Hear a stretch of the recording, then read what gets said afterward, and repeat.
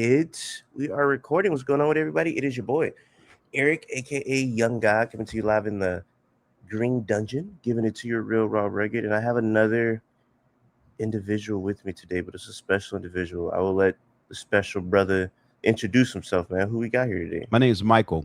People know me by Open Mike Eagle. That's my public name. Hey, man. I appreciate you coming through, man. Of course, anytime, Eric. Hey, man. Anytime. I appreciate that, man. Even if you're gonna ambush me with rap bars, you know what I'm saying? I'll still sign up for it because I'm stupid like that. So we could start off with that. So it's funny. So this is what I was going to say in my review.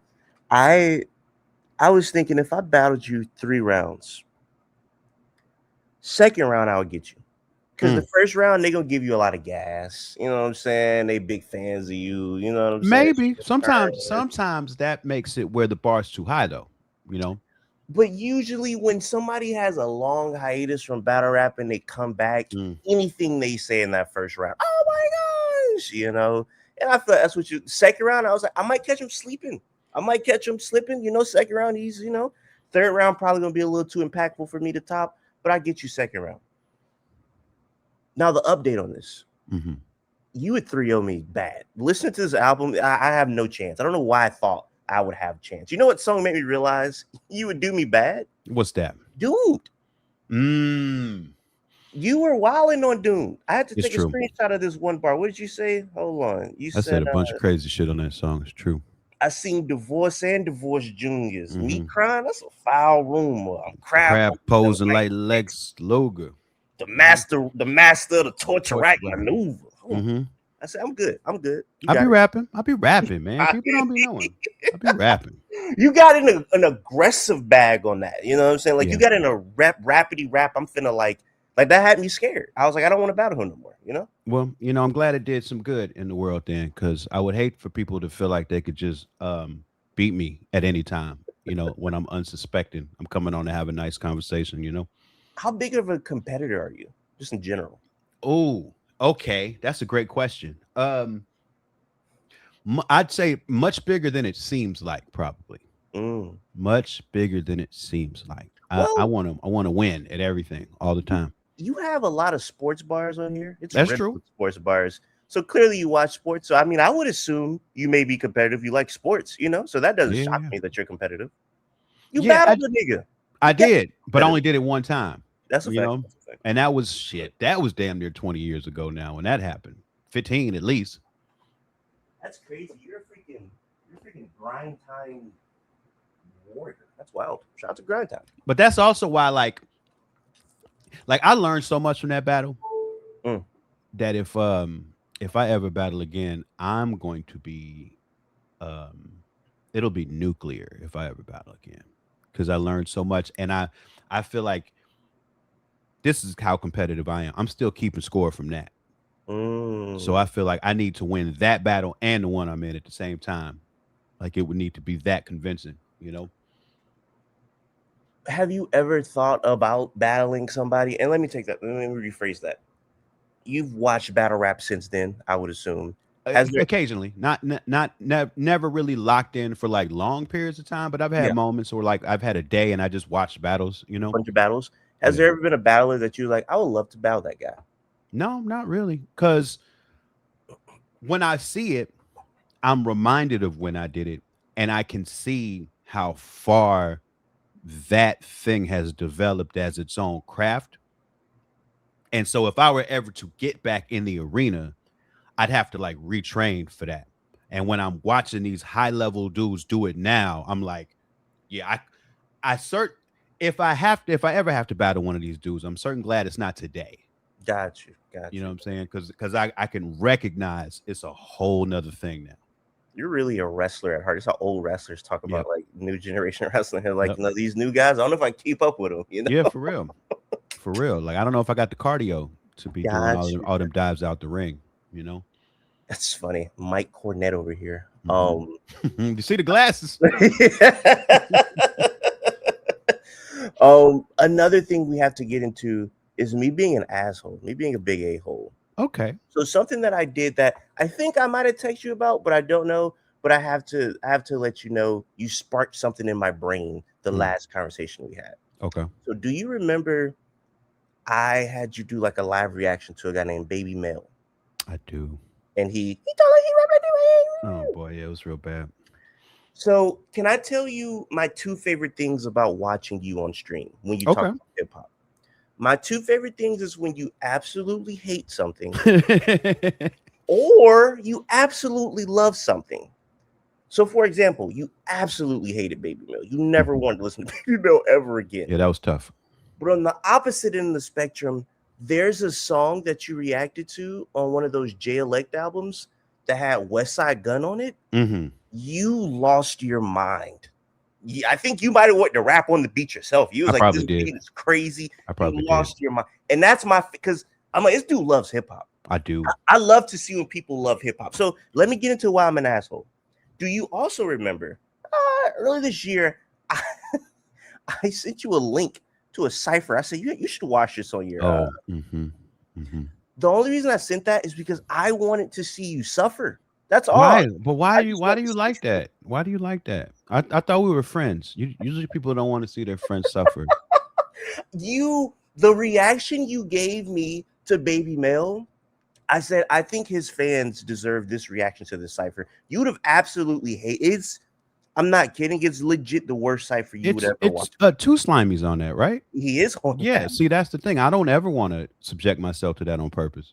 I don't like it. And there's nothing to like about it as far as I'm concerned. You responded something funny. I don't know if you were trying to be funny. You was like, usually the stuff we watch on my stream, it's like to make people feel good. It's to make people happy. Right. It's like an escape, you know? I know. I wanted you to hop in the fire. I didn't want you to escape from anything that day. And I just want to let you know, if I ever do that again, that's why. I just like seeing you either really happy, though. I do like seeing you really happy. But I also like seeing you miserable listening to rap. You're just saying that's not motivating me to click the links that you send. it makes me more afraid, you know? Like I said, I think it's because I respect your hip hop opinion so much.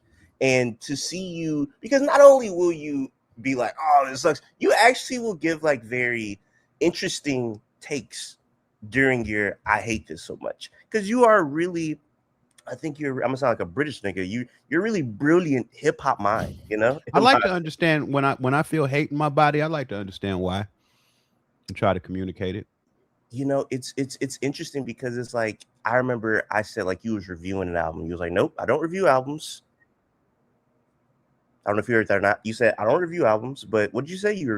How did you describe yourself when you're actually listening to those live? Is this a reaction or what? I mean, it's just a live listen. Okay. And you know, sometimes there'll be a few words of reaction, but not a review, because I'm not really taking it in and sitting and listening to it a bunch of times and trying to come up with real cogent thoughts about it, you know. If any, my selling point for your Patreon would be buy the Patreon just so you could. Well, I mean, you'd watch other things, you should, but man, go watch your reaction to that West Side Gun and Jay Elect song, bro. It was so much pure joy in your heart, and that really showed me like, man, he loves this. That was when Jay Elect released like the 3 albums over a weekend or something like that. Yeah. And that was the other thing too. Jay Elect in the presentation of them albums beat me down so much with just random people talking at the end of songs. Like I just did not like, I'm pressing play on the Jay Elect and he just got some random dude at the end of almost every song saying just the crazy, like, what is this? Right. And so when I finally got to that West Side Gun song, it was like, oh, this is what I wanted. This is what I thought I was pressing play on, you know. Listening to you talk about it, you sounded like you weren't ignorant on Jay Elect, but a little not maybe as super tapped in on Jay Elect. Am I wrong? Or I mean, he hasn't had a ton of output, right? That is a fact. So I do feel like I was mostly aware. I was very confused when he released a bunch of albums at one time. That seemed like a very confusing thing for me to do. And then, I mean, for him to do. And then once I was in that and pressing play and hearing that, and I was very confused. I didn't understand what any of this was about or trying to do. And it's none of it was surprising from the sense of thinking that Jay Electronica, the man himself, wouldn't be into any of this. Yeah. It's just like, what is the strategy here? Like, what are we trying to accomplish is sort of what I was confused by. interesting. He hasn't came back since. He dropped those and just disappeared. So yeah, I mean, I don't, he don't be going to his own shows. He's one of those now. I'm not getting in a nigga pockets, but that's the one thing I do think. I'm like, I wonder how he makes money because he doesn't perform. He doesn't, Look, you know. this is the thing. Any rapper who agrees to do a show, right? And it's not, it's not I'm trying to think of what kind of show would somebody agree to if they didn't need the money. And I can't think of one really. You know what I'm saying? Jay-Z, the richest rapper in the world, right? Yeah. He wouldn't agree to do Yankee Stadium if that check wasn't appealing to him. Sure. For some, you know what I'm saying? So it's like if the conditions are such that a rapper agrees to be a certain place to perform at a certain time, there was a need for that money there somewhere. So then when they don't show up to it, that is just fucking baffling to me. Makes me think about like Lauryn Hill. Like, I know she's very, it's interesting. Have you ever been late to a show? No. Well, no, that's not true. There was this one time, right? I did a show in Tacoma, Washington, and the next show was in Portland. And when we got to Portland and unpacked everything, I realized that I left my gear in Portland at the venue. So the rest of the tour, because I was on a tour at the time, and I was supposed to be headlining, the rest of the tour performed while I drove back to Portland to get my gear and came back to try to do the show. But I basically got there when the venue was closing, so I couldn't perform. But that might be the only time I ever. Whoa, no, wait. There's another time I missed a show. This one is the most stupid shit. I was on a tour opening for a band, and I was in their tour bus with them traveling. Our show was in Vancouver, so it's across the border. I think we had just done a show in Seattle or something like that the night before. So I'm starting to see, okay, the Northwest is where I'll be fucking up. So we're on the tour bus. The tour bus travels overnight. Sure. I wake up in the tour bus on the way to Vancouver and realize I have left my passport at my house. Wow. In Los Angeles. So I think I text, because it was overnight, so everybody's sleeping. So I text everybody in the group chat that I fucked up. And so they had to just leave me in a random town in Washington while they went and did the show in Vancouver and then came back the next day. But I made a meal out of it. This tattoo right here, the snowman tattoo, I got that in Ferndale, Washington. Wow. And I declared myself mayor of Ferndale, Washington that day. And I was posting it all over I made a meal out of it, but I fucked up and I missed that. I owe Vancouver a show. Ferndale, Washington. That sounds like a small town, I would assume. See how many people live in Ferndale, Washington. It was very small. I feel like I walked the entire town that day. Ferndale, Washington population is how much if you had to guess, what would you say? 20,000. Close. 17. Yeah. It's funny. So living in the South, I feel like we actually have like real small towns. Like, yes. Legitimately small towns. Yeah. Because 20,000, that's small, but that's not as small. When I think of small town, I'm thinking like hundreds. Yes, that's exactly what I'm thinking. So me and my homie, we were watching a Falcons game. I think it might have been 2 years ago. Dude got a pick six. Forget his name.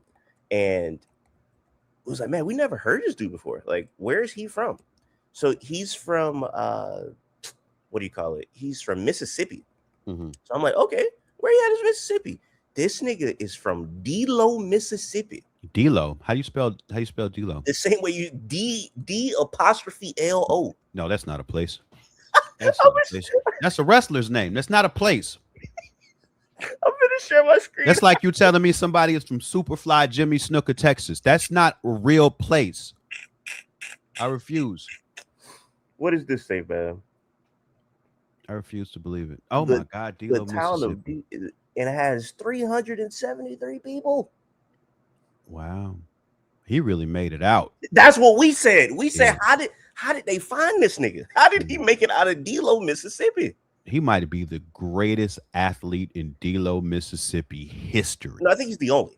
We looked it up like famous people, I but mean, I they had to think have a high school. Well, actually, don't. Maybe they don't. 373 people. He had to go to the next town for high school. I Probably. don't even know if they have a high school where Yeah, he's from. that's true. It's funny because I should never close it out. We looked it up. We don't think he's the most famous person. That's crazy. Who's the most famous person from? It was like a really rich person. Who was it? We have actually, I take that back, man. Yeah, he got it. He got it, man. Ain't nobody else from D-Lo, Mississippi. Yeah. It would be a miracle if somebody else was. Nigga, I typed it in and it said the mayor. So yeah, they got it, man. He's the. It's interesting when I'm in the South because these are like the sundown towns. Mm-hmm. Oh yes, that people think about. I don't know how much touring you've done in the South, but have you felt like you've been in a city that might have been a sundown town? Yeah, I'm trying to remember if I've had any experience. Oh, well, you know what? The most, and I have toured in the South, right? I've played Birmingham. I've driven all through Florida. I was just in Atlanta. We did Nashville and Atlanta last week. So I've driven all through there. I haven't done too much I don't think I've ever performed in Mississippi. Damn, now that I think of it, it might be one of the few states I haven't performed in. Okay. But I've driven all through there and seen all types of madness and heard. I remember I was in a diner in Oklahoma once, and this was in Obama's presidency. Okay. And I think I might have been the only person in this diner, and there was this giant white man who was the waiter. And they had the news on, and Obama was on the TV, and this guy was like trying to take my order or something. And he's like, I don't like that Obama. and then he's like, as if he had having a quick conversation. He was like, well, not just because he's black. So, Jesus Christ. But it'll. This country is. I think a lot of people get confused about where the racism is, right? Because you think, it'll just be in the South. I think what people really need to understand, in every state in this union, every state, you have your big cities where things are mostly fine. But you drive 2 hours any direction out of that city and you're in some shit. I don't care what state you're talking about. I don't care if you're talking about New York State, Minnesota. I remember one time I was in Arizona and I was touring by myself. I stopped at a diner and it was like one of them diners with like a lunch counter. Everybody, you could sit at the counter if you were by yourself.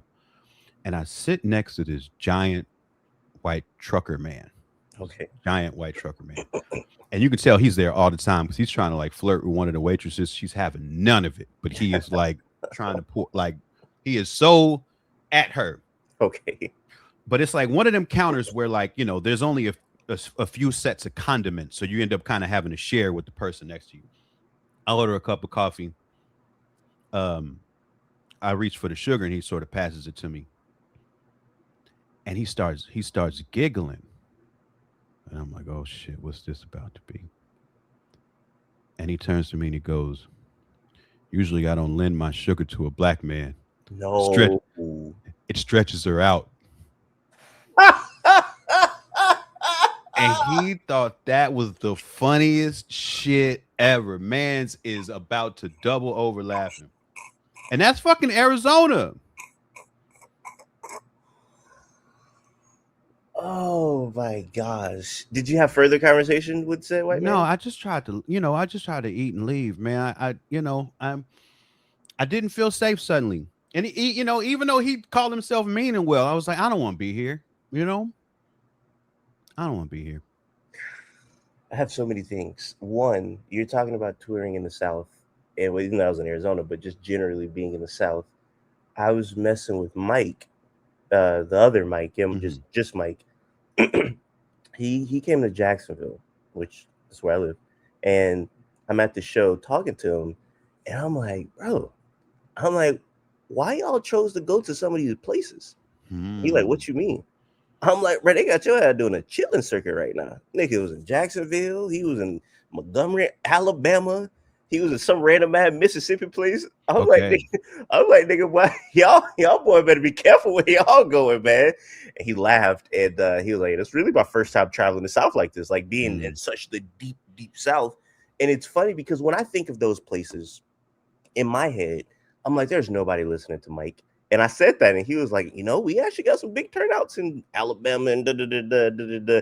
And it's so funny because even though I'm from the South, I stereotype the South hard.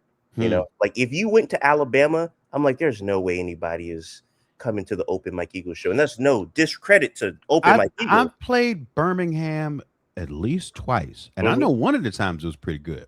Really? Okay. Yeah.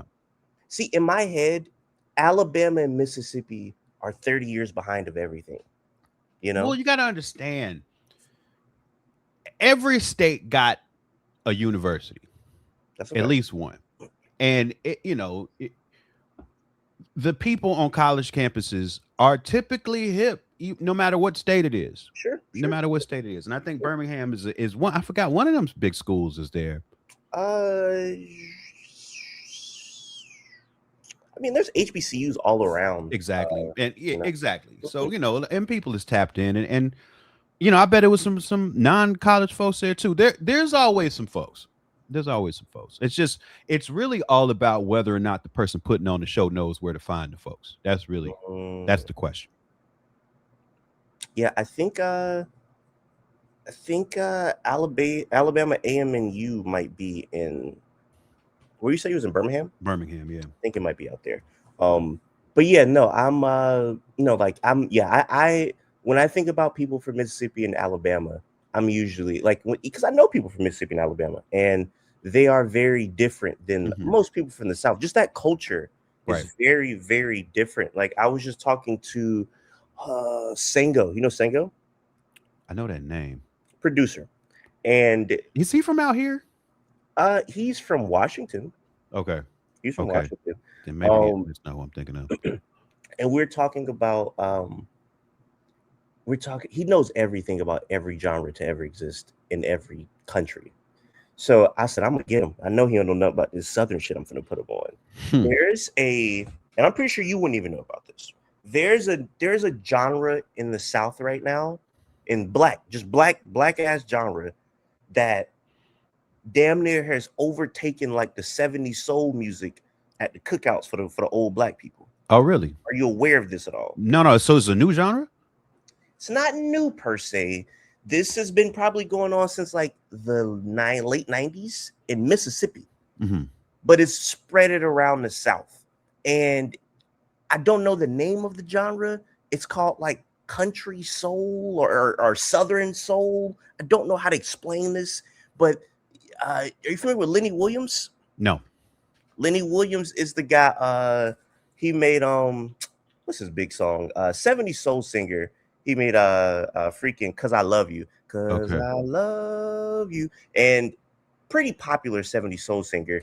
He's now found a second win doing this type of genre, and all the songs are really absurd. Like this song he has is about he slept with this girl and she took a picture of his drawers and it went viral on Instagram. Okay. Wait a minute. That's a real story, or that's just the story of the song? Don't know. Okay. Lenny Williams like 80. I would hope. Oh, damn. I Okay. This would is like a hope his Clarence Carter drawers. type situation. Like, Yeah, and then there's another song that's really big. Nigga named Pookie Bell. Pookie Bell got a song called Side Piece. Pookie, what's the second name? Bear. Pookie Bear. Pookie Bear. Okay. This is so fun. I feel like a tradition of me having you on my channel is showing you music. Can I show you Side Piece real quick? Oh yeah, for sure. I'm looking at Lenny Williams Spotify right now. He got his latest singles called Chicken Neck. Yes, and it's one of them songs. Okay. It's one of them songs. So this song right here is a good representation of what this genre sounds like. And I'm telling you, I was at a black like family function, brother. Old black people, they was dancing more to this Look than they at was. how he dressed. Yeah, you could just look at how you could look at what type of I person know this is. exactly. I got so many of him in my family. Bro, the black people were dancing more to this than they were to the soul and the classic Frankie Beverly and Maze that we love. Like this has taken over. This song here, bro. This is like, yeah. All this production is not good. Hello, Jack. But like the production, like Hey, that. darling, put mommy on the phone. That dude on the Yeah, left, Bobby, he looked like a. Yeah, look, I ain't never coming home. This like one, what? He looks like this one porn star dude. I don't think that's him, but he looked like him. Take it easy.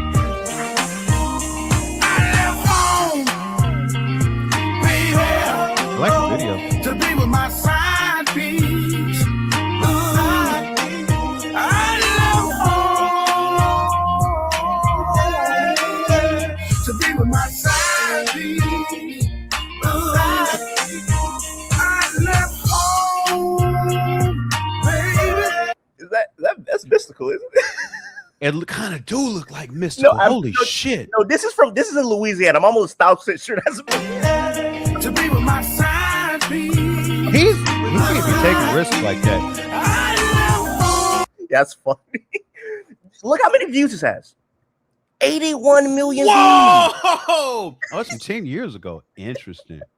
Bro, I play this to say this genre has taken over in the South. Old black people, like I was at, and they were like, play that Pokebell, play that Pokebell, play that Pokebell. And like when that came on, bro, they start line dancing and just getting it in. And it was just like, yo, y'all weren't dancing for the Al Green songs like this. It's very fascinating. You know what? It makes sense, man.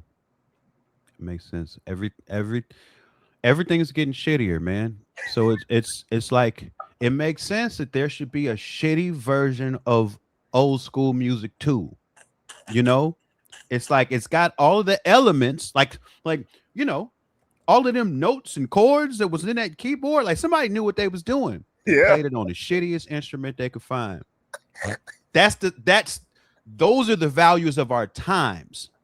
So like everything is getting in shitified, right? So it makes sense that there would be some music for our parents' generation that is also shitty. I have to play this one last one. This takes the cake. And wait, Eric, 1 second. Got you. Because I know for sure that this is going to dovetail with AI. I know it is. If it hasn't already, like if it hasn't, just wait till they find AI. Just wait, because that's what I've been tripping about is how much my mother loves. She loves AI. She loves it. Well, so Loves it. At that same function, they were playing an AI gospel song, Right. which I was like, this feels wrong. Yeah. Well, yep, it is. But also, it's the fucking world we live in, Eric. This is where we are. I'm gonna let Lenny Williams take us home, man.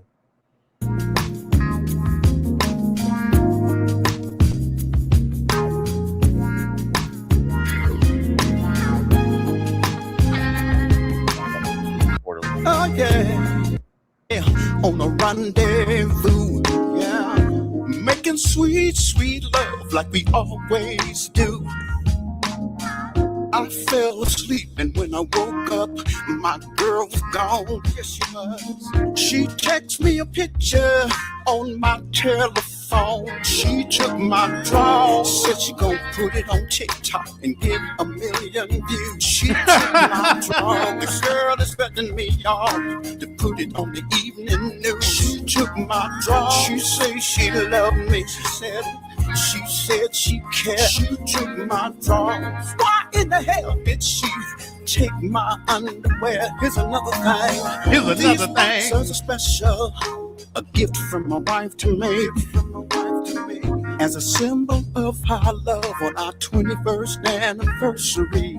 Yeah. Why they showing Had a young people picture on the 21st front anniversary? and mine on the back. Lord have mercy, I'm about to have me a heart attack. She took my call, she called and she told me she gon' put it on Instagram. She did that, y'all, like Florida said. Damn. Bars, Lenny, bars. Can I be honest with you? Listening to this and talking to you, this is something you would make if you were 80. Like, this is a concept, I feel like a zany concept of just, like I feel like you're great at taking zany concepts and put them into songs. I feel like if you were 80 years old, you might make She Took My Draws. As you were playing this song specifically, Yeah. I found myself sitting here wondering, would my dad like this? Like he might he might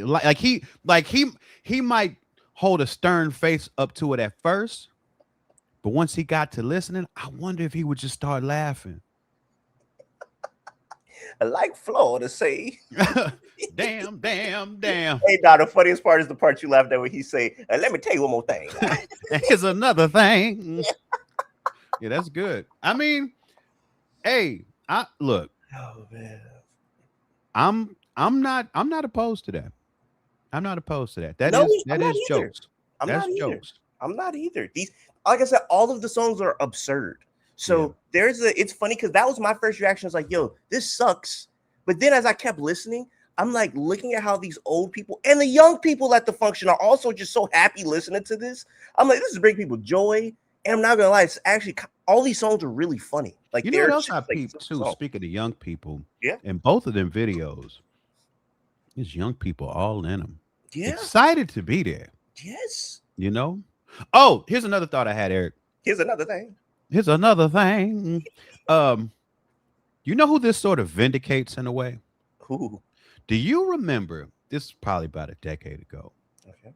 One Brian McKnight. Oh my gosh. I hope you're not finna bring up what I think you're about to bring up. Yes. When he was sitting in front of the piano talking about the new song he was working on, and he started crooning about cunnilingus. Can I quickly cut you off really quickly? Mm-hmm. The last person I interviewed on this channel is an amazing R&B singer named Devin Morrison. Okay. You should listen to Devin Morrison. Literally the last person, well, second last person I interviewed, I told him this and I said, this is a compliment, I promise. His sound is like, let me show you how your pussy works. Yes. It's like his sound is like from that same universe, and he took it and did something different with it. Unfortunately, I've heard that song and I actually really love that song because I think that song sounds really beautiful. So yeah, I just wanted to say I'm extremely familiar with that song. And I think that when Brian McKnight was first previewing that song, it really pissed a lot of people off. It turned the internet upside down that day. But it looked like he was ahead of the curve. Yeah. It looks like he knew what people really wanted. And he was right. It looks like he was right. Brian McKnight, Lenny Williams, and Polka Bell. There you go. It's a good faction. But yeah, no, it's so funny. Every time, like I said, going to the Lenny Williams thing and comparing it to you like approach rap so differently, in my opinion, because I want to. This is something that is very interesting that you do. Your personality comes out in your songs. Mm-hmm. You're not the first rapper, you're not the last rapper, but you're the most unique rapper to do it because you say things in a way where you will say it in a bar, but the way you're wording it in the like rapping bar, it's the same way you will say it in a conversation. Yep. And it's very hard to do that. Definitely with comedy, because a lot of comedic bars can come off corny, can come off silly, but yours come off the same way they come off in conversation.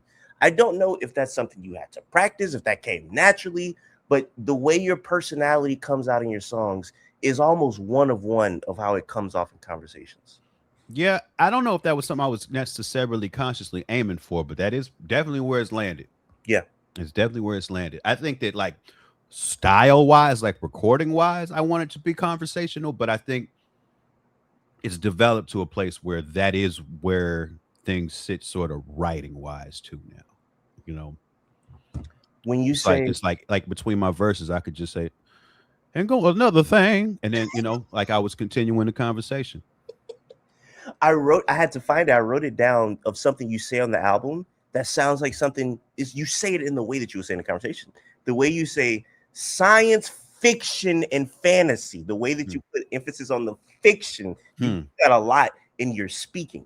And I was like, he did in his rapping, and it sounds just as good. So yeah, I don't know. It's a very minute thing, but it's a very difficult thing. I feel like you're pulling off because I think one of the goals in hip hop should be, you should be expressing your feelings. People should feel what you're feeling, and you do a really good job at having your feelings put on a song. Yeah, rather if you're frustrated, you're trying to be funny, whatever. It's very it comes through the speakers really well. Well, you know what? I'm happy to hear that, and you know who else would be happy to hear that is my therapist, because a very important part of our work together is getting me to feel my feelings. So if I'm putting them into work, that means I'm doing a decent job of feeling them. I'm gonna show you a book if I can find this book. As I'm looking for this book, my question that I did want to ask of you, speaking of therapists, what do you look for in a therapist? Experience working with trauma. Okay. Are you looking for race at all? No. Have you ever went through it? Because a lot of Black people I know, they say, I want a Black therapist. Have you ever went through that, or you never really cared about the race? I've done intake with a Black therapist. Yeah. I didn't see a clear benefit in that particular situation. Yeah. So working with a Black therapist, to me, it's the skill set that's more it's more important than anything. Because like my therapy work is not about needing the shorthand of Black America to unlock my shit. It's about listening to all of the shit I've been through and helping me understand it all. And if you have tools to deal with how a traumatized brain organizes itself, no matter what your color is, that's where it'll be good for me.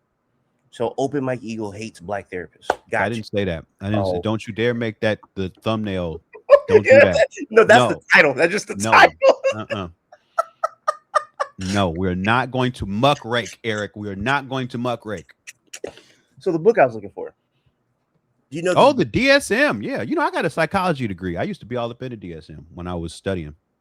So that's a big ass book, bro. It is, and it was 4 of them before that. 4 big ass ones before that. Yeah. Yes, and this not only is DSM-5, this is DSM-5 TR. This the revive version. I don't even know. I'm off of the DSMs. I don't even know. I don't know what the DSMs are doing these days. This the revised version. So that's a very terrifying book, and being somebody who's like in the therapy, doing the therapy stuff right now, it's interesting. It's interesting, man. It's really interesting. Are you studying it, or is it just for your work, your therapy journey that you got? No. I graduated in December to like become like a therapist. Nice. You get a master's? Yeah, I get my master's. Sick. Congratulations in advance. I was supposed to do that, but I didn't. I ended up coming here and rapping and shit instead. You got a therapist ass voice. I probably do. It's very calming. You have a very calming voice. Like think about somebody who's going to therapy who may not be 100% comfortable sharing or just a little bit hesitant or whatever. A lot of things help. Like they teach you like, man, your office space need to look right. You know what I'm saying? You got a chaotic office space. A nigga might be like, bro, this nigga, you know what I'm saying? Unconsciously, you a little nervous. Yeah. A voice, having a common voice, like, damn, like, bro, you make me want to talk. Like it's that simple. Yeah. So you saying that you study is not surprising because you have a voice of somebody that I could see somebody being like telling you a bunch of stuff and being like, damn, bro, I ain't never told nobody this, but because you got that voice that makes somebody may feel comfortable. Yeah, I'm also, I'm not a judgmental person in conversation too. So sure, people feel like they can talk. It's going to therapy and tying back in some stories you told me. I did want to say this. This happened last week. I'm in an Uber. Old white guy picked me up. He's like, what do you do? And I'm like, oh, I'm a therapist. And he's like, really? He was like, hey man, my shoulder hurts. You think you can help me? That's hilarious. And I was like, I don't do that type of therapy. He was like, well, they say if you could fix the mind, you could fix the body. And we were joking, having a good time, and then he says, man, I'll be on YouTube. And he's like, you don't even need to leave the house to see these people are crazy. Like there's some really crazy people. He was like, Uh-oh. he was like, they'll show you they're crazy on Instagram or on Oh, YouTube. man. He was like, he got a cursed algorithm. I know, right? He was Mhm. like, some of these videos I see, I'm like, man, these people need help. He was like, so I said to say, you're doing a good job helping people because there's certain people that really need help out here. And I was like, you know what? I appreciate that.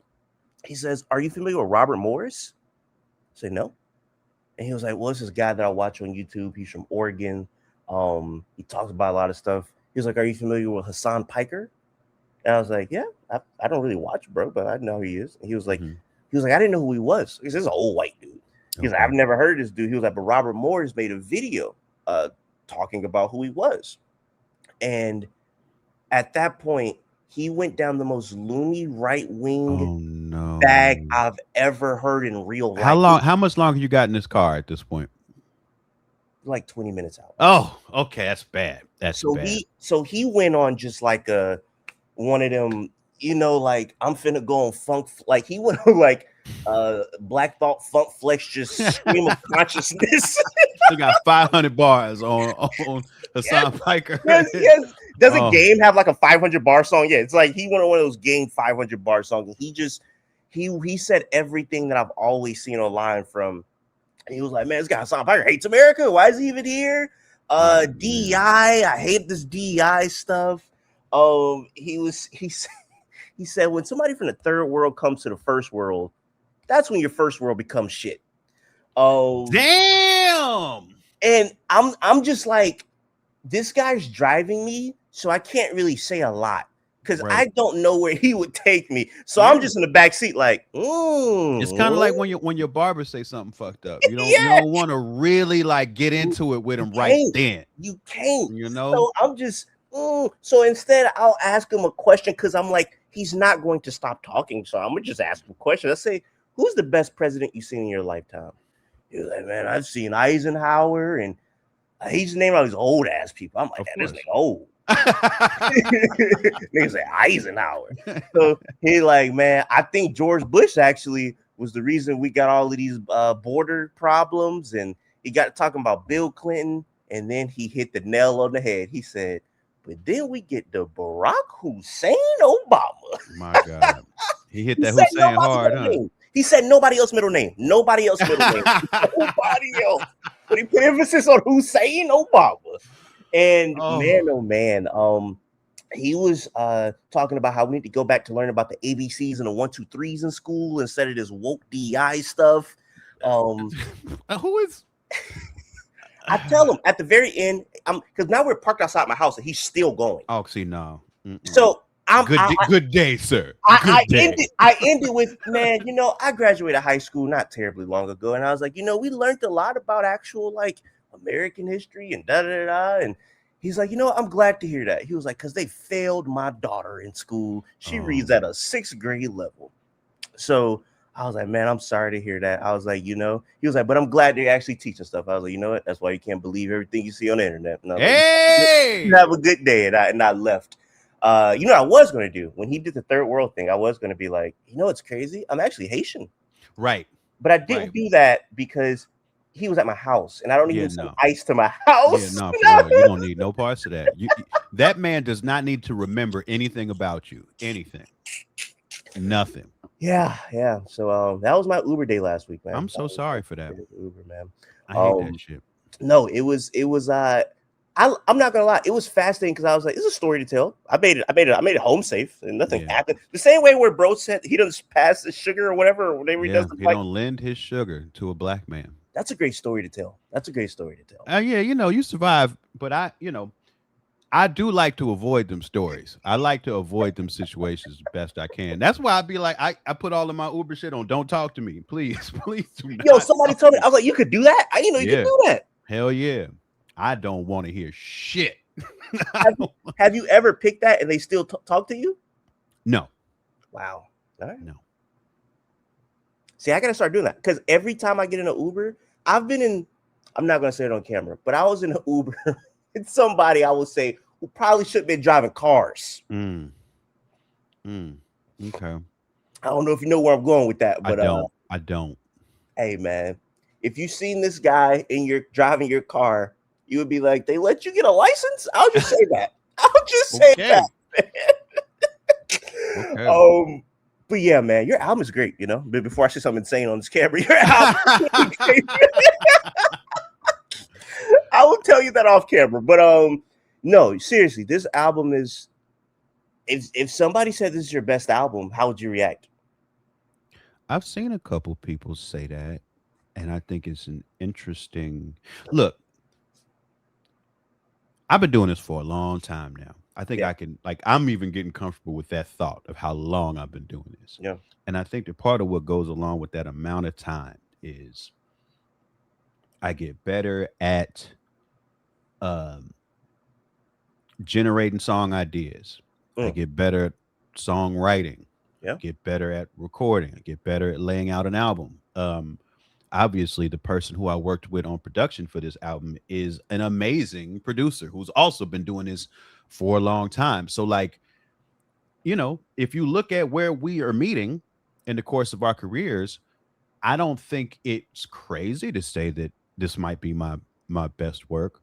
But I've also seen some people say that they felt like this is not as good as Neighborhood Gods Unlimited, or not as good as this, or not. It's like that's the other side of how long I've been doing this. I can't really take nobody's opinion to heart because I see every kind of opinion you could imagine. Yeah. You know, and so really it's like it's my truth that matters, it's my collaborators' truth that matters. You know, the record label, you know, if they believe in it, great. You know what I'm saying? Like, but I can't really make a lot of deep internalized room for people's opinions. Now, you know, if I made some huge error and that was something people were pointing at, then that's a thing to take heed to. But in terms of the subjective rankings of things, you know, I can't put one opinion over the other. How do you feel about this album? Like, of course, you love this album, I would assume, you know, but deeper than that, do you see this album, it's still fresh, as something that is like, man, this is high up in my ranking in my discography? Or how do you feel about this? I feel like it's a very it feels a little special to me, but it's more because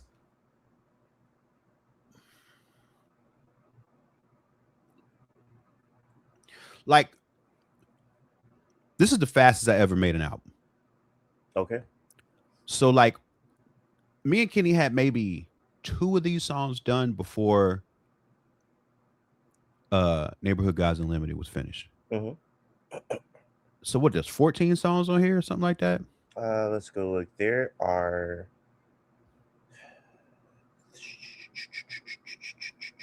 15. And one of them's an interlude. So like the other 13 tracks were made after I was done touring Neighborhood Gods Unlimited last fall. Mm. And given the very real shit I was dealing with in my life that is in this album, it feels important to me. Yeah.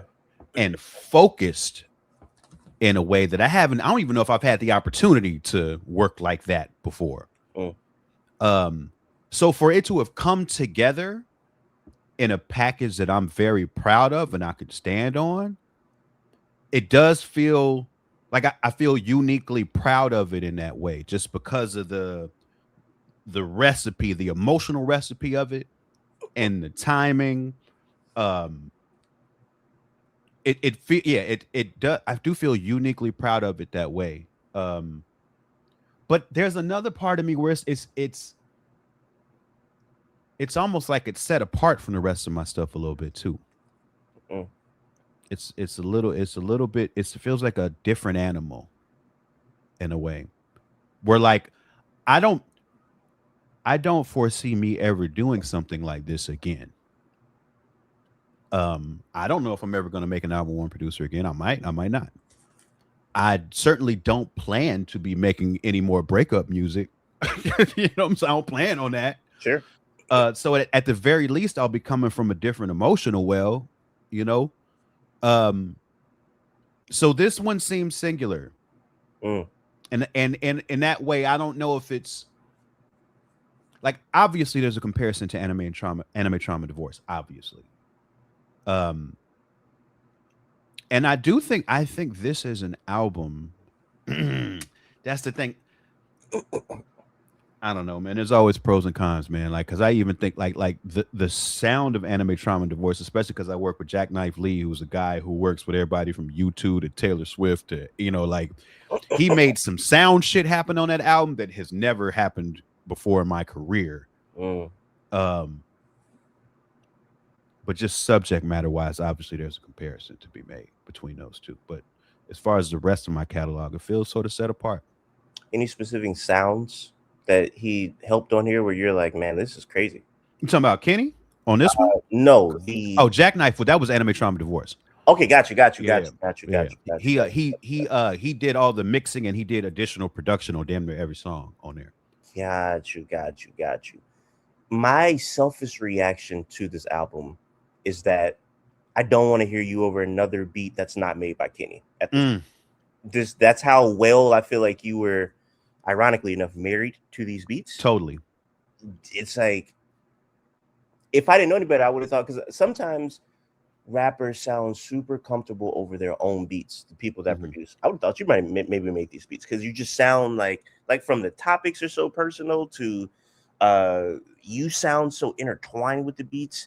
It feels like you made this by yourself with zero help, you know? So to find out that there's another collaborator, it's like, man, it's like you guys were locked in every step with this. You know what? I think that there might be something like if you take a step back and you look at the subject matter here is about a relationship falling apart. But then when you look at the relationship between me and the producer and how that's a 20-year-long friendship, coming together, I think that there's something in the stew with that too, where like my comfort with him as a collaborator sort of allows me the space to deal with all this uncomfortable shit I'm talking about. Yeah. It's funny because it sounds like y'all been locked in for 20 years. You know, that's kind of the irony. You're talking about a breakup, but you're doing the breakup with somebody that you are really close with. You know what I'm saying? So it's a really interesting story because he's helping you tell the story through the beats. Right. Exactly. You know what I'm saying? And he's got the capability of doing that, which not every producer does. Which is why I say I'm willing to start a protest. I don't want you to work with any other producer.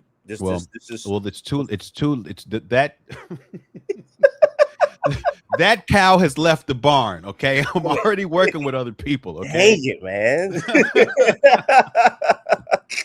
So it's like the one song where you're talking about which song you're talking about oh my gosh, well you're not talking about cheating, you're talking about breaking up. But it feels like cheating on your barber, working with other producers right now. That's not Kenny, man. It's almost like I don't know, it feels like he understands you. I think he does. I feel like honestly, to be locked in with a producer like this and for an album to sound like this, they have to understand you on a personal level, right? Like further than an artistic level, it's like I know what you need to get these bars off. Like I know what would suit this best. And man, I mean, I just want bro. I gotta give bro a round of applause. Yeah, bro went crazy. He put his whole foot in this shit, and sure. Not only in the the foundational beats itself, but like the post production. You know what I'm saying? Like he really put his foot in this shit. But he's a crazy talented dude. He really is. Can we talk about a song that's on here that probably might be song of the year? Okay. What song you've spoken to me a few times? What song you think I would think is song of the year on here? Oh Jesus. Damn.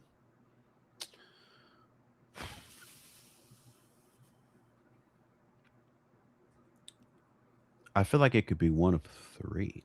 But then I'm look, okay. Where my mine first went was Don't Go Look. Okay. And then Colorblind, and then maybe Concrete Initials. But I don't know.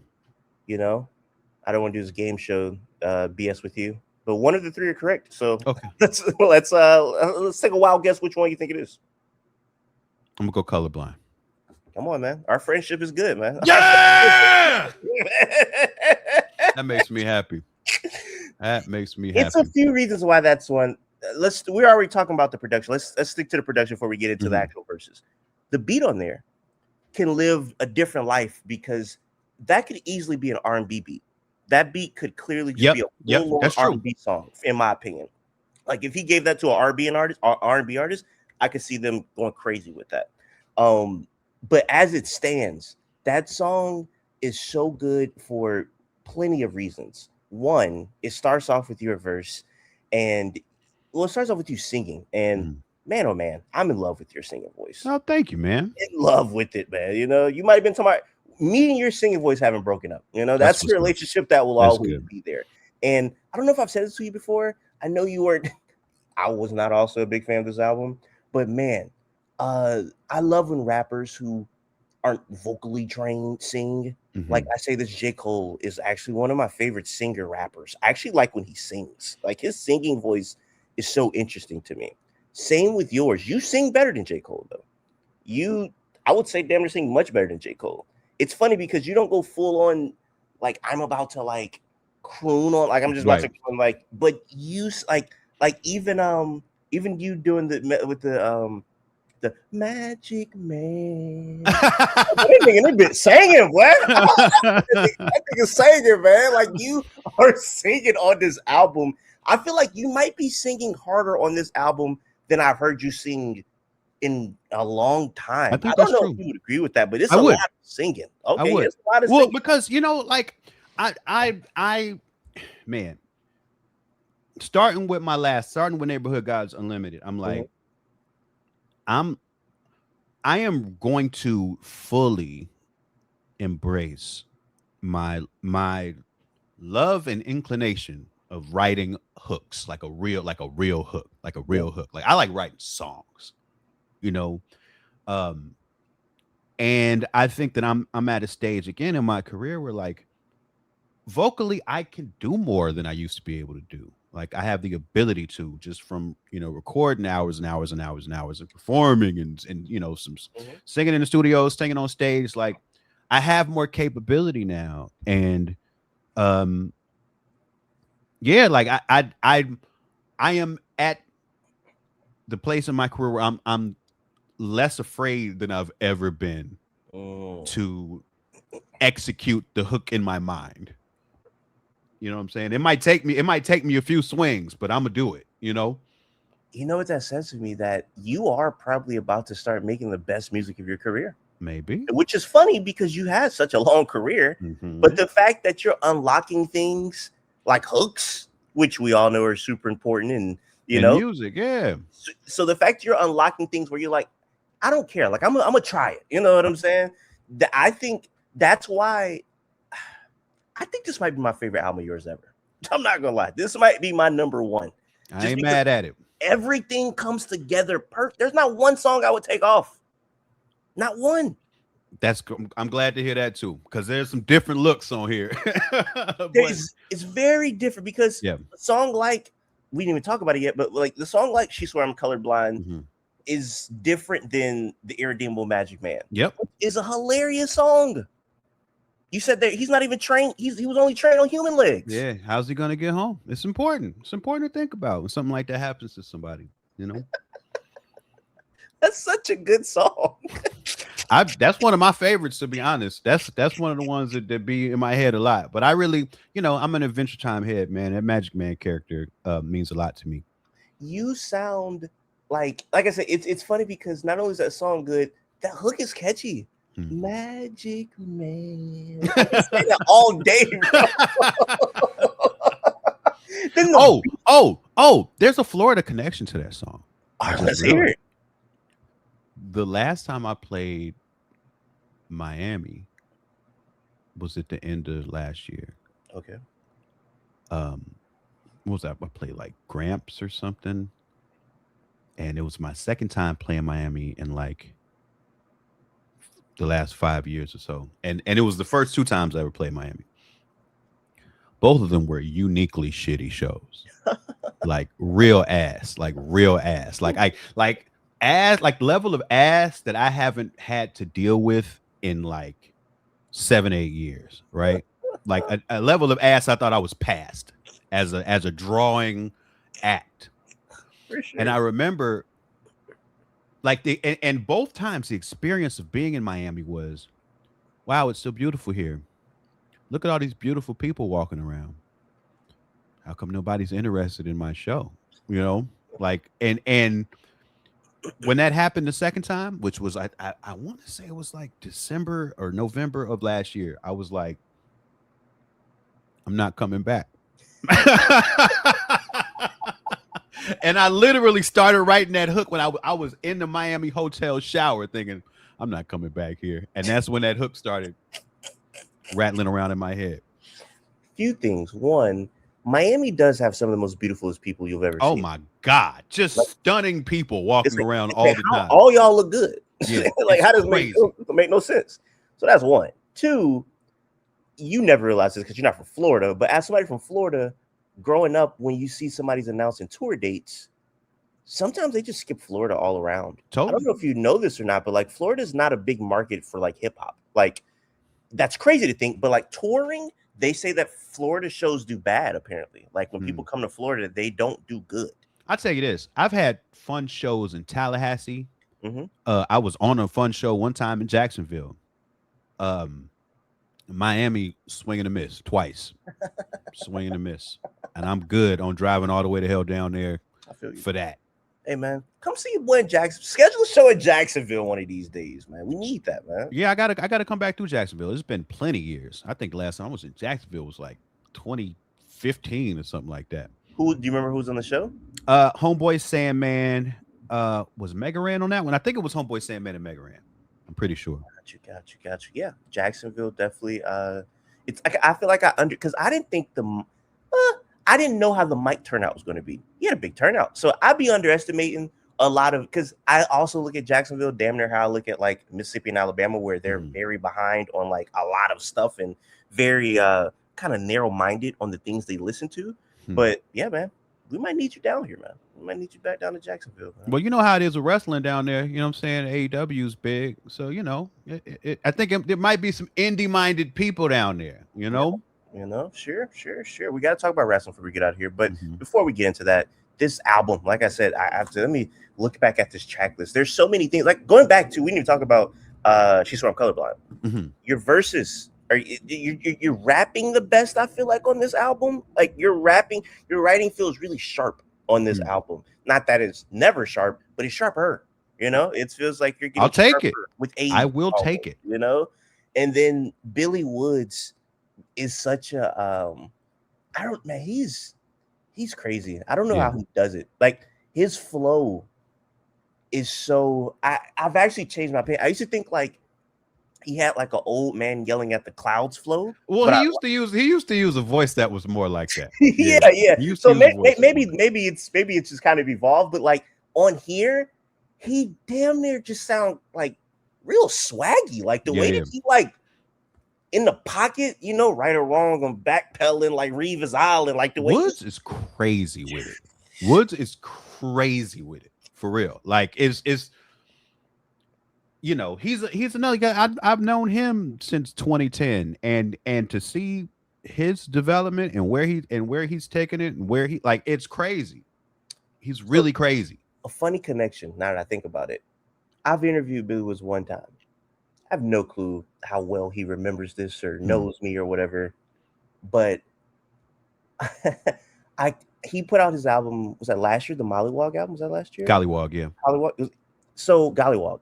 So he has a song on there produced by Kenny Siegel. Misery. That song, that beat is so crazy. His rapping is so crazy. The MF Doom reference in the hook, it's crazy.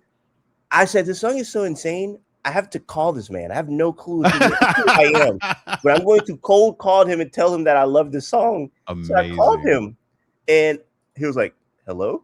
I was like, "I have no clue who this is."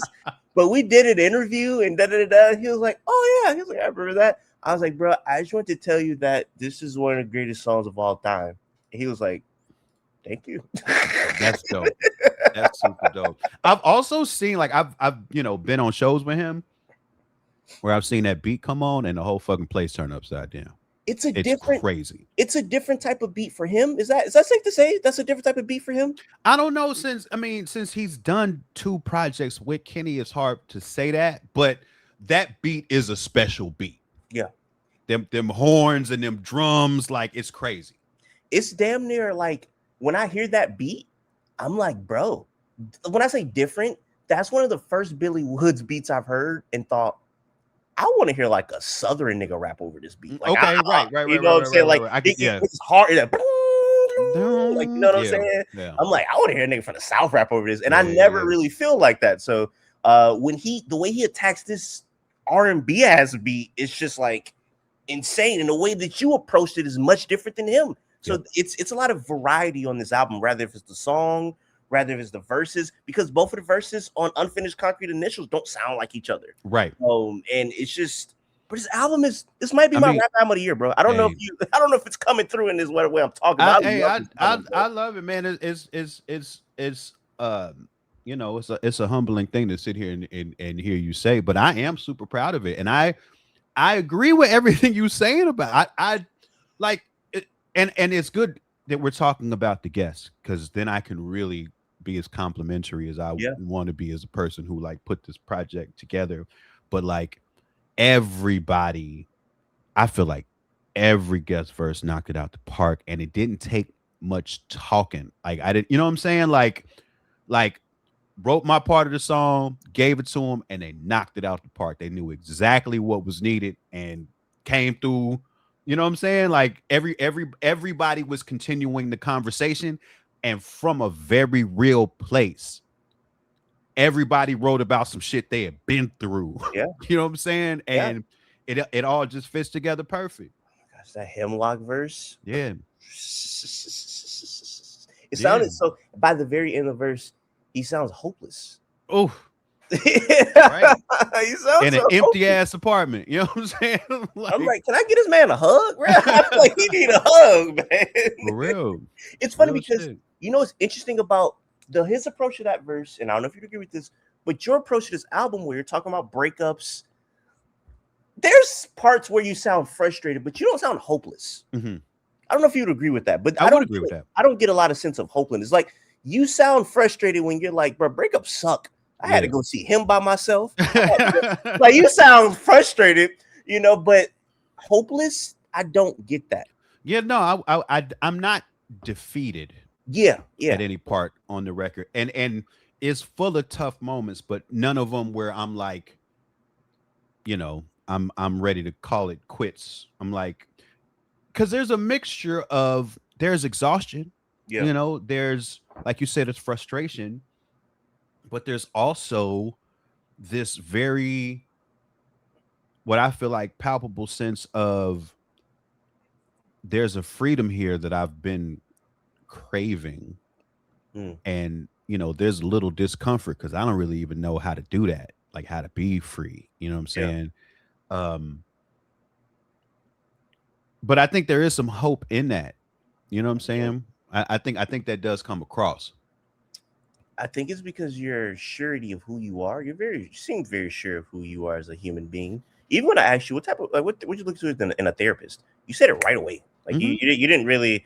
Let me think. Like, somebody deals really great in trauma. Like, you had no thoughts about it. You said it, and that shows like, this is a person that's really sure of himself, and that comes across on this album, because I feel like going through a breakup and you're not sure yourself, that could break you down completely. Yeah, you know.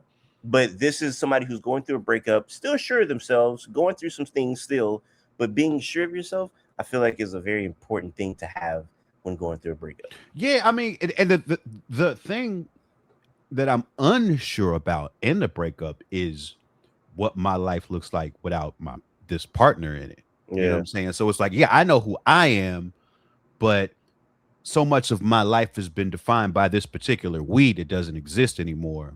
Yeah. So it's like, what does my self-concept look like now without that component? You know what I'm saying? And like, that's one of the main threads I'm untangling throughout the whole thing. Yeah. It's I love breakup albums. Hmm. There's this rapper named Lord Jamonte Akban. Okay. I never heard of that person. That's a hell of a name. Hell of a name, right? Yeah.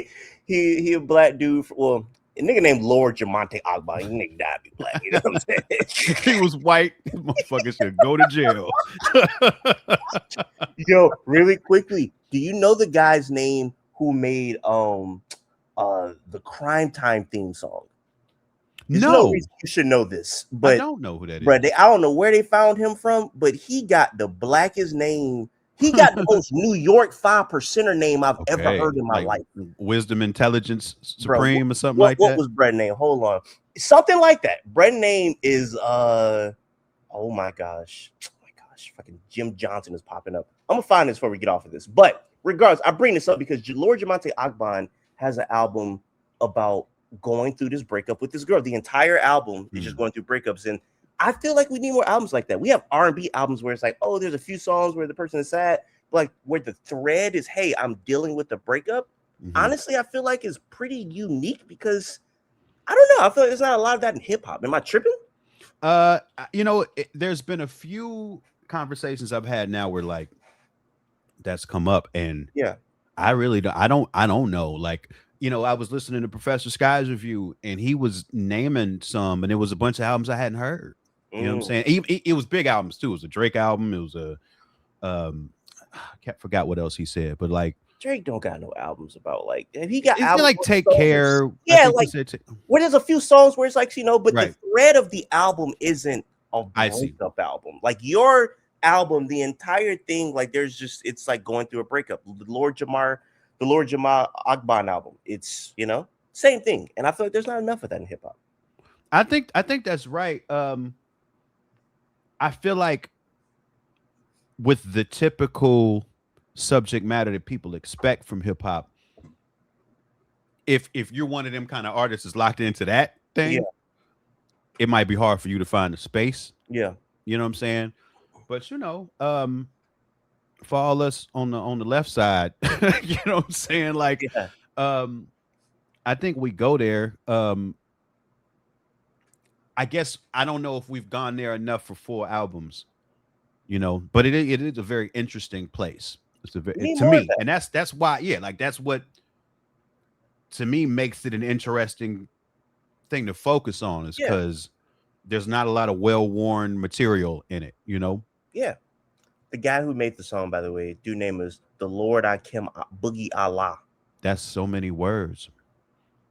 He also made the Billy Kidman theme song. If you remember what that sounded like, he had like a DMX almost sounded theme song. It was like, oh yeah. I don't know why Billy Kidman had that theme song, but shout out to the Lord Kim Boogie Allah, man. That's a crazy. Yeah, that's wild. Lord, that's Kim only that's a nigga name that's only from New York and grew up with 5% or stuff. Exactly. Nowhere else. I don't even know he's from New York, but I know he's from New York. He did today's mathematics today. Exactly. If I asked him today's math and he didn't know it, I would be disappointed in him. Right. He would earn a universal. I interviewed Arsky Nephew one time, and his manager hit me up and was like weeks after the interview, he was like, "Yo, man, I've been meaning to hit you up."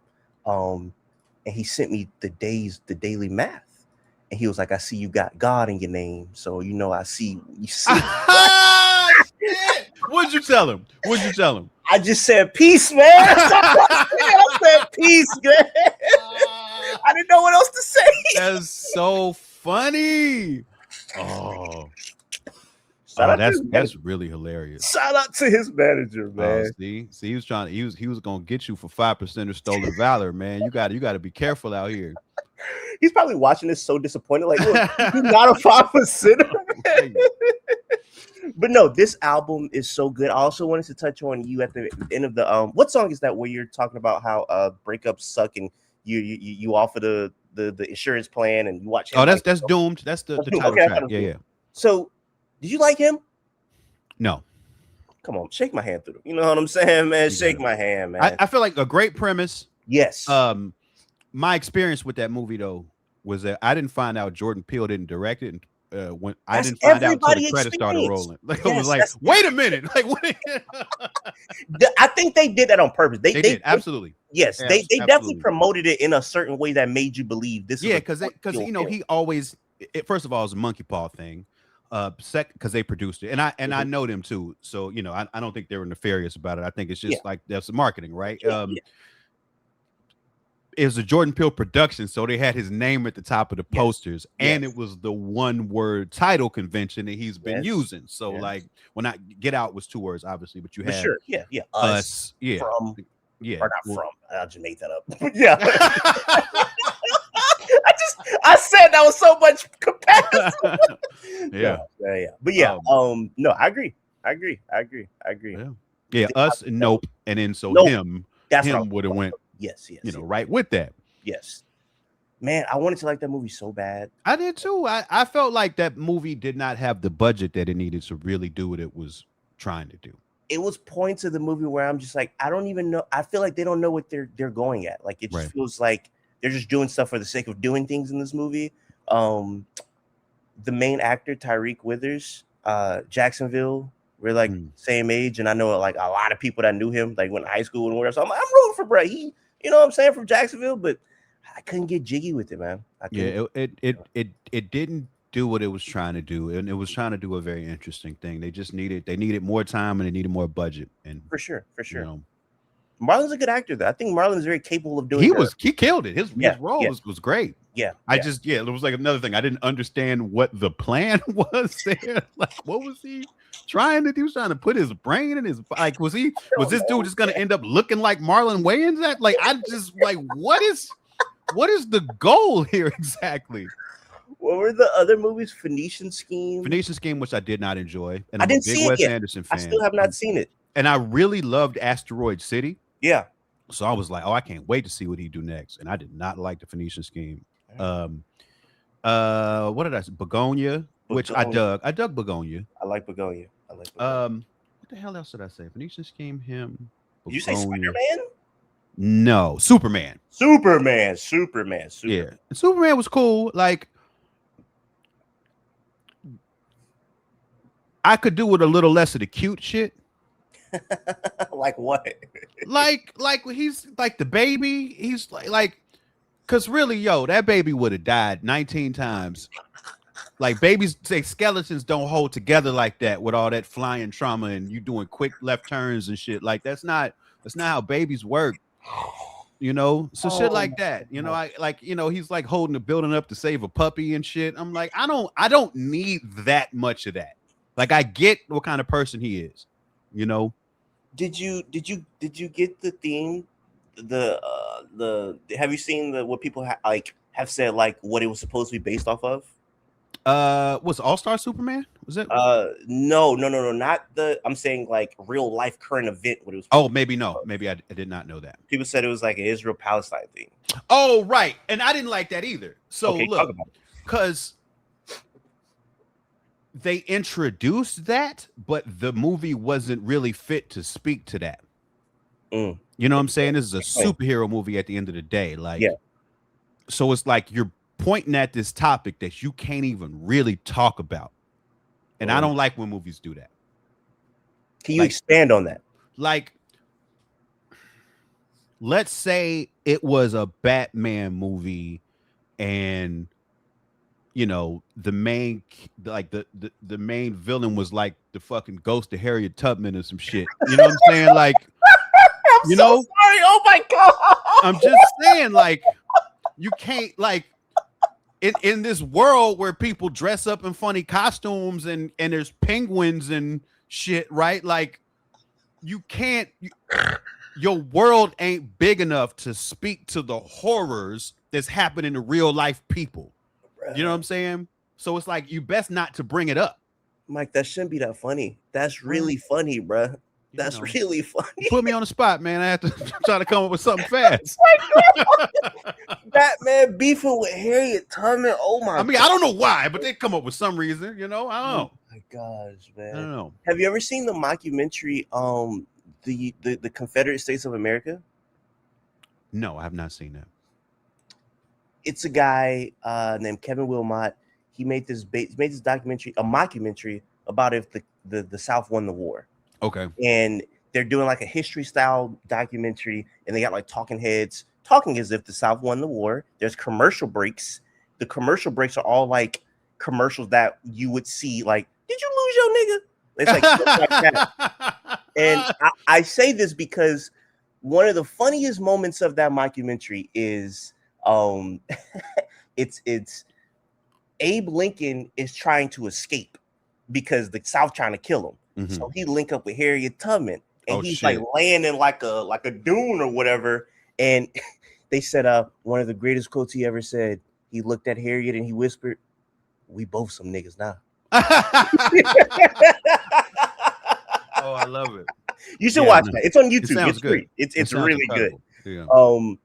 But that's interesting that you What's it called again? the Confederate States of Okay. America, the CSA, Confederate State of America. And like I said, it's well done because there's like commercials in between everything. He's worked on the last not the last one, but have you seen the Five Bloods? I did not see the Five Bloods. He worked on the Five Bloods, and he worked on another Spike Lee film. Very talented guy. But yeah, shout out to Kevin. But yeah, no, that's interesting perspective that you have on a superhero movie you think can attack real world issues. Is that what? Well, you're it's trying like, to say? okay, if you're doing Watchmen, it can, Okay. right? Because then it's like your superheroes already have like that trauma and depth and like that sense of like real human experience, Okay. like weaved into the world of superheroes. Like that darkness is already in there, right? Yeah. But like, you know, like you end up begging the question, what would a real life Superman do about the actual Israel-Palestine crisis that's happening in our lives? Sure. Where like we're seeing dismembered shit, Yeah, like, yeah, you know what I'm saying? yeah, And then yeah. I think that I don't know if you really want to ask that if you can't answer it. All right. I respect that. Did you see it? The new It show? Excuse me. I didn't Dairy see show? that. I didn't see that. I heard it was pretty good. You sound like you don't want to see it the way you answered. You know what? No. I'd say that because it is on. It's like one of those things that I meant to watch it. Okay, You know what I'm saying? Like okay. I remember hearing good things about it and meaning to watch it and just never Really good. doing it. Yeah. Okay. Really good. And I've never seen an It movie before that. Sorry. I saw the first miniseries when I was a kid and I hadn't seen any of the more recent stuff. Really good. But lastly, before we get out of here with this album, once again, I just want to say there's so many good things on it. Even the mini hustles of my lonely time. Traveling uncle. That is such a good song because I like hearing when Open Mike Eagle talks about quote unquote mundane things. Mhm. Like, because remember I told you my first favorite song of yours was Idaho. Okay. Right. Right. I was like, this is super cool.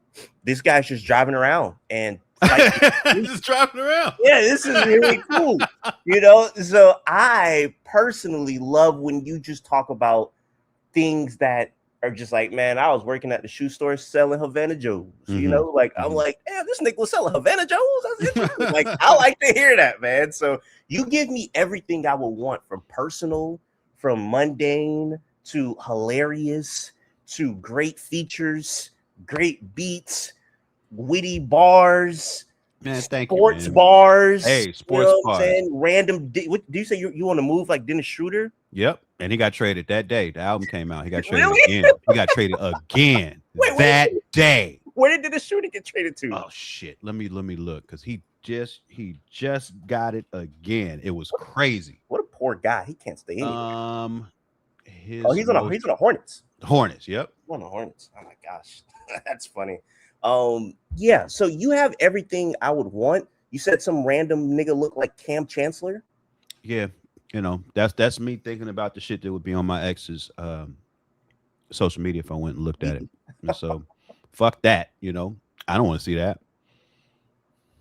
Now every time you see Cam Chancellor, you're like, fuck this nigga. Well, luckily I don't see Cam Chancellor a lot. You That's know. okay. Yeah, why would you just randomly see Cam Yeah, exactly. Chancellor? Exactly. Oh my gosh. Like I said before we close this out, because we've talked about this, I feel like every time we spoke. Any wrestling you've watched recently? I watched the end segment on Raw this week. Oh, I kind of watched the whole Raw, but I hadn't really been watching Raw like the last month or like. It's been pretty bad. It's been pretty bad. Yeah, and it's like they're just not trying hard enough, like creatively. They're just not trying. But I did like that segment. I think my biggest problem with WWE right now is that they don't have any heels. The only heel they have Yeah. is what's his name? Walter. Gunther. Yeah. He's like the only heel. Like, and everybody else is a baby face. Even like, like Sammy, they make it where you halfway want to root for him. Like, yeah. and I'm just one of them people that's been watching wrestling for so long that I don't like to watch a wrestling show where there's confusion about babyface and heel dynamics in the main event, because I feel like it makes the whole show fucked up when you don't have like the foundation locked in of how you want people to feel. Yeah. I feel like that confusion spreads throughout the whole card and everything fucking falls into that, and I feel like they need to get that shit together. Everybody can't be a fucking baby face. Can I tell you why I didn't care about that? Well, first of all, Solo is hilarious. Solo is super hilarious. I've been saying this for a year and a half that I'm willing to put money that Solo is a student of Martin Lawrence. He does a lot of Martin-esque type of comedy that I'm like, this guy definitely watched. He definitely grew up watching Martin.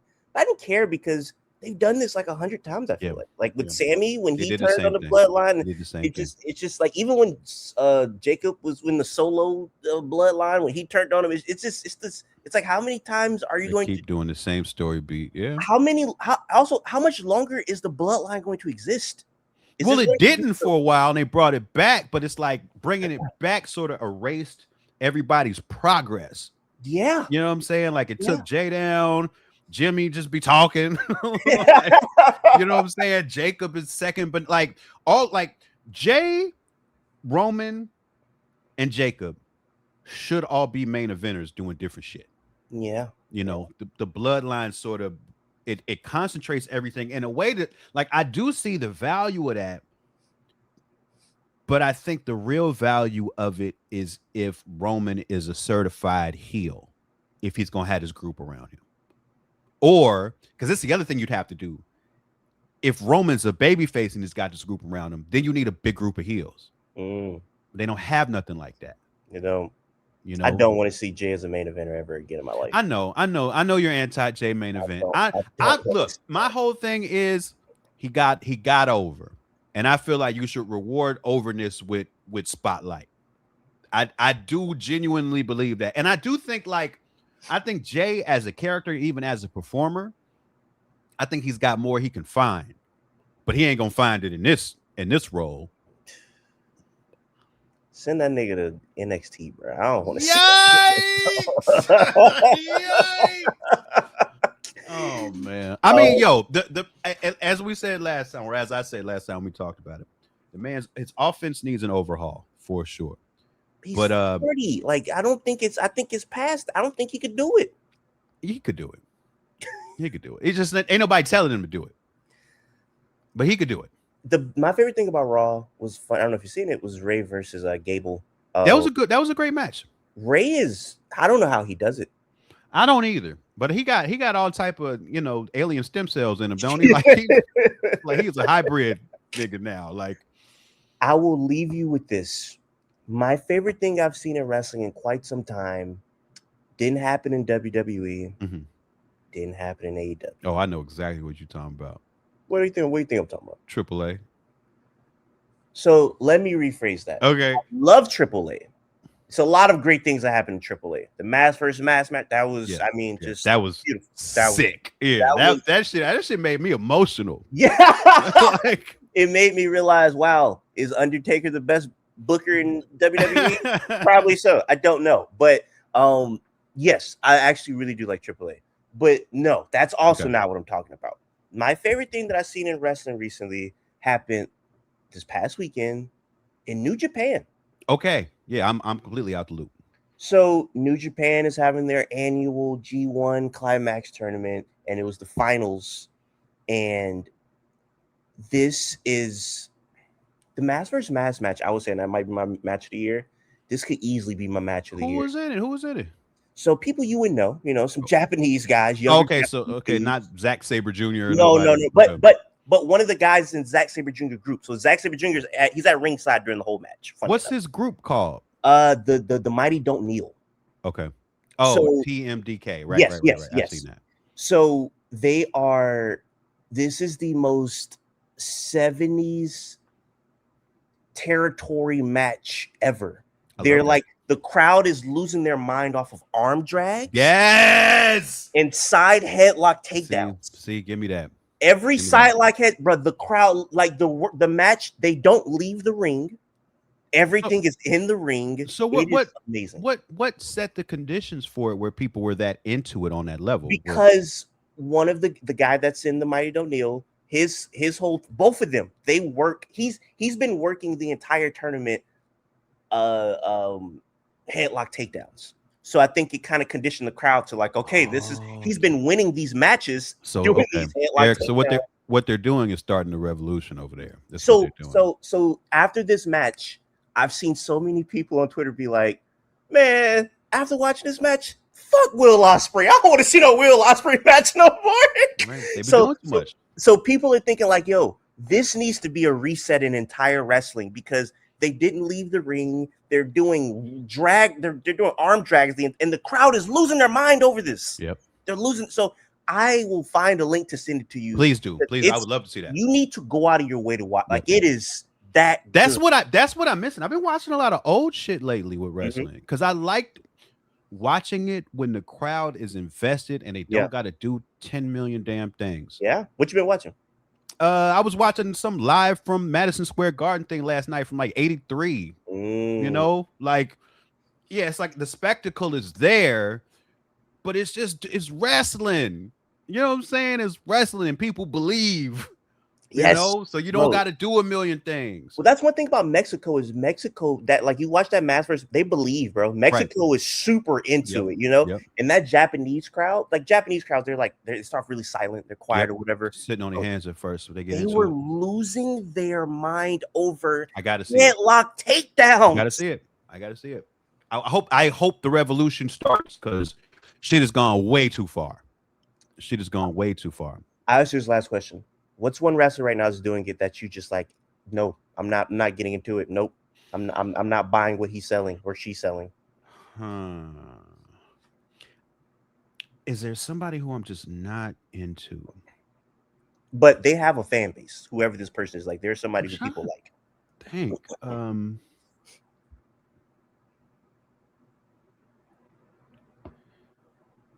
So okay. This is my thing. Okay. I don't like I really root for all these people as people. Yeah. What I recognize is when it's not gonna work. Okay. Like there's been a lot of talk about Julia and the way she's been getting booked. Yeah. But I saw a few matches when they put her on SmackDown and I knew it wasn't gonna work. Yeah. Like Julia, she can't get over on the mic in the normal way. She needs Of somebody course. to speak for her, Of course. right? Her and the other way you get over if you can't get over on the mic is the way that Io got over, which is Yeah. with her offense. Yeah. Julia's offense was not going to get over. Yeah. Like that neck twist thing she did with the feet, it's not going to get over. Yeah. Like, and so and when I see that, I don't get mad at the person. I get mad at the company for putting her in that position without giving her any of the tools that it's going to need for her to get over. And Yeah. I feel like the same way about like a Damian Priest. Like I think he's great. Yeah. Right. He's very talented. He's got all the tools. They don't give him anything that a wrestler needs to actually get over. Like there's no music thing, there's no crowd thing, there's no catchphrase thing, there's no offensive maneuver. There's Yeah. nothing. They don't give him none of the shit. So he don't get over. Can I say it's a combination of two things? Mm-hmm. What you're saying, and I don't like blaming the crowd, but Zack Sabre Jr. has a great quote that Gunther once quoted on, I think, like an episode of Raw one time. Said, wrestling for an American crowd sometimes is like reading Shakespeare to a dog. Sure. But then you gotta, then you as a performer you gotta do your work in a way that emphasizes what it is that you're trying to get over. You gotta read Shakespeare different. You gotta put some barking in it if you're doing it for dogs. Have you had to come to that realization ever as a rapper? Yes, but that's really where my mind goes when you ask that is about freestyling.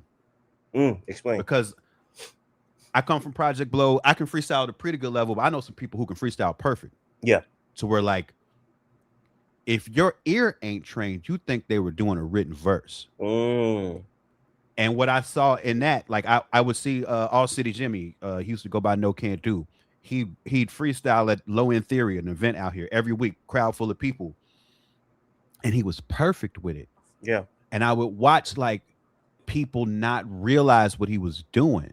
And it was like, oh, he actually needs to make a mistake so that they know. Yeah. You know what I'm saying? And it's like it's that sort of thing. It's just it was a little too advanced for what people's expectations were. No Can Do used to battle rap, right? Yep. Yeah, I know No Can Do. Yeah. Yeah.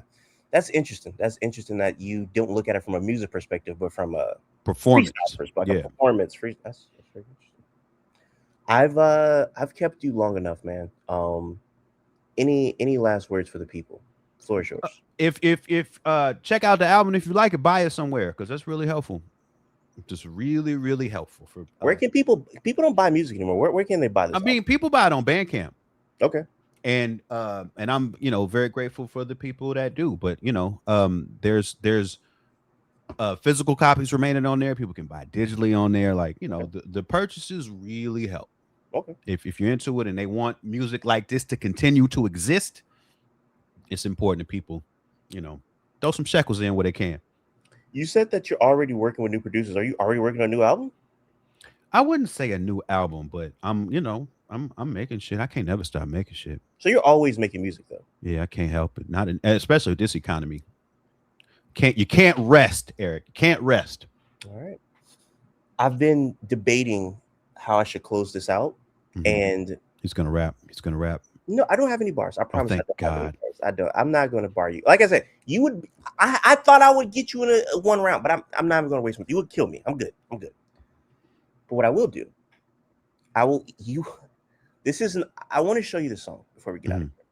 I want your reaction. Okay. This is not. It's not a setup. This is not Baby Mel level, in my opinion. This rapper just got a 8.0 on Pitchfork this morning. Oh. I don't know if you would like this. This is a Florida rapper, but I'm very curious on what you feel about it. So okay. let's pull this up and get your reaction. All right. See how to share my screen. Was it Alphonse Pierre that did the review? Mono, not Alphonse. But I did put Alphonse and Mono on both of these things. So are on this album. So this is the guy. What's his name? 730 Turk. Okay, never heard of him. Okay. Just by looking at him, do you have any expectations of what you think this would sound like? Florida rapper that looks like this. It's funny, the look is very Memphis to me, so I would be expecting Memphis rap. All right. Here we go. This is the snippet that I showed Mono, and he was like, "This might be my new favorite rapper." So here we go.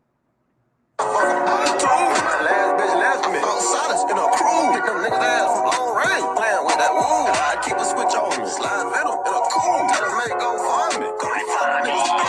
Nigga, I get that pussy for the free. Pay for blood. Last bitch stayed night with me. Left with paper cut. Bitch, be asking for no money. Count 100 off. Air stack of rubber band. Air 10 roll them up. How you niggas really body? They ain't got a strike. I've been that nigga since middle school. Shit went overnight. Nigga, I liquidate my biz and credit and take your fucking life. Get your bitch at the Florida Mall. Kidnap your wife. So I'm on the ball, girl, so I got an appetite. On my side, you fuck niggas wrong. Know some fiends who swap your life out for a bomb. If I niggas already caught, it go my nigga dream. I seen 100 made a heart stop. Well, blame number one. Fuck them, baby mama, bro. I hate a mark ass buster. Nigga, I'm ready to rock. I have you in. Whichever way to go. Ask you for a lighter, pack my pocket. Come on with that butter. Nigga, that's all she wrote. Now we gon' be here for a while. Ain't nowhere to go. I'ma do this, so I'ma put a bitch on me. Get head like a flip phone. That bitch got a gift phone. Nigga thought my name was Machiavelli. I came from the mud. Nigga switched on me. Gonna be a cold summer. On the land. Nigga, my car to watch cost 17. Bitch, don't do number 4. Nigga, I thought it started at 17. Come on, number 1. Lenny money, still a Tell a bitch, let me hold side. Shotgun this thing, got a north side. I'm really cold blooded like amphibian. Bitch, stick the LED light in your ass. She wasn't feeling it. Be my shit. I wasn't that motherfucker when they were feeling it. Some of the shit these niggas say contrary to how they living it. Nigga, I came in standing on whatever the motherfucking business is. Thoughts? Sometimes it is better for me to listen to somebody before I see them. Mhm. Because it took me a long time to just listen because of what I was looking at. Now, when I got to listening, I was like, "Oh, this is really interesting. I like the dynamics, and like some bars was like this, and some was like this. Like I like that, and I like the writing. There's something about that visual that is a disconnect for me. Like his voice, you don't think it would sound like that, or No, I think that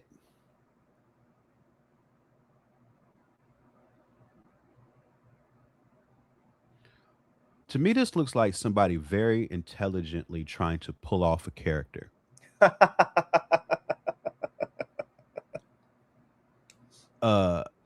And it's the sort of thing that makes me like now I'm more interested in the human behind it. yeah, Because what I'm seeing, I'm like, that presentation doesn't work on me. Mm. Because I don't think that's really him. Mm. Like, I think that there's a very thoughtful person behind that Yeah, who is doing all of these tropes in a very specific way to communicate a thing. Mm. But like, I feel I want like I want to know about how the man's mind works in a way, because I don't think that what I'm seeing there is reflective of how his mind works really. it's interesting. I will say, as a guy who's been listening to this guy for a long time,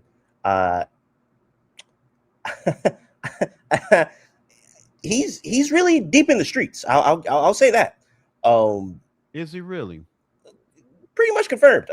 He's done multiple prison stints. Multiple prison stints, huh? 5-year prison stints, two 5-year prison stints, 10 years altogether.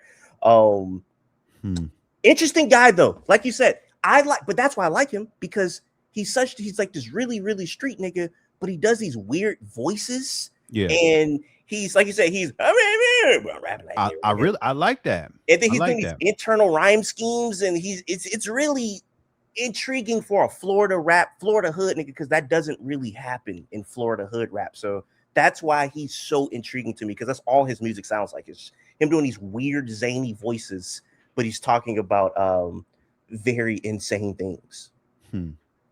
Yeah, just something about that visual I'm gonna be sitting with for a while, because something feels something's off about that. Something's off about it. I don't know what. Something's off about it. All right. There's a little kayfabe to it. A little bit of kayfabe to You it. think so? I do. What makes you? Was it because his vocabulary? Like, what was it that made you think that? No, there's.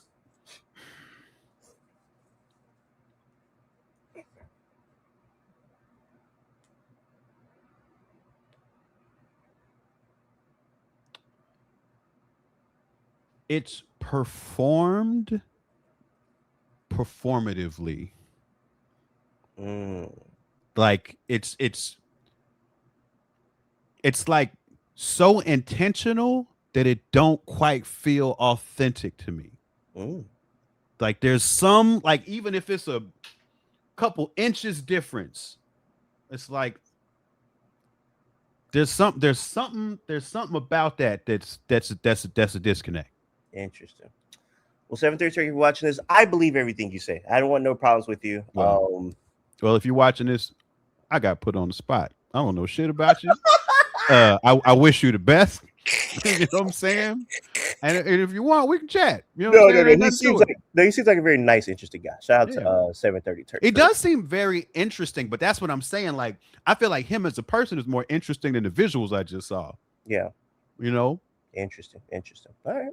Well, It's so funny. I swear on everything. This is the last thing I'm going to say, and we're going to get out of here. You were talking about breakup albums, very unique to hip hop. I want to end this on telling you about one of my favorite new albums that came out because it's a very unique album to hip hop. Pooh Shiesty new album. Oh boy. So can I tell you why this is very unique? Sure. It is the most institutionalized album I've maybe ever heard in my life. Now, what do you mean by that? So we've all heard songs where, or albums where it may have a song about somebody that's like, and I did prison time. It's like a few bars. Oh, I was in the yard doing push-ups and da-da-da-da. This is the most inside baseball album about prison, where Oh, that's interesting. this is somebody who's like, he's telling you about prison from the perspective of somebody that's like really did a lot of time. And it's just the way he's using like prison terms. He said that he was eating like the same trays the COs were eating, but instead of saying it like that, he used whatever the food COs eat, it's called a certain thing. Like I'm eating CMs or something like, and it's like you would have to Google that to even know what he's talking about. And it's so inside baseball prison that it's like, yo, I've never heard anybody talk about prison. And he like is in prison again now, yes. or in jail at least awaiting trial. Yes. Wow. Yes. Wow. It's unfortunately from the perspective of somebody who's very comfortable in prison. Like you can tell that he didn't have a hard, like he was thriving in prison the way that he's rapping on this album.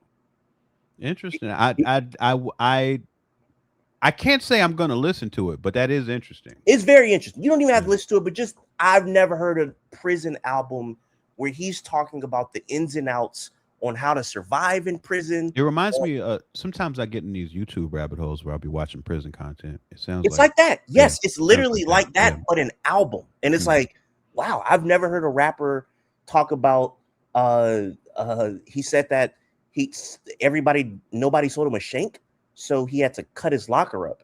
And then he said, if you've never been to prison, you wouldn't relate to that. And I was like, yeah, I don't know what the fuck. That's what's up. I mean, you know, I'm down to take rap in every direction. Yeah. So you know, if it is people's lived experience as rap albums, don't matter what the lived experience is. If it's authentic, I'm for it. He said this yard is sweet, so I didn't need my shank. I just walked out with a lock and a sock. And it was like, wow, that's just the mind of a nigga who's institutionalized. That you know? still don't sound that sweet if you got to walk around with a lock and a sock. That's not the way I think of sweet, you know.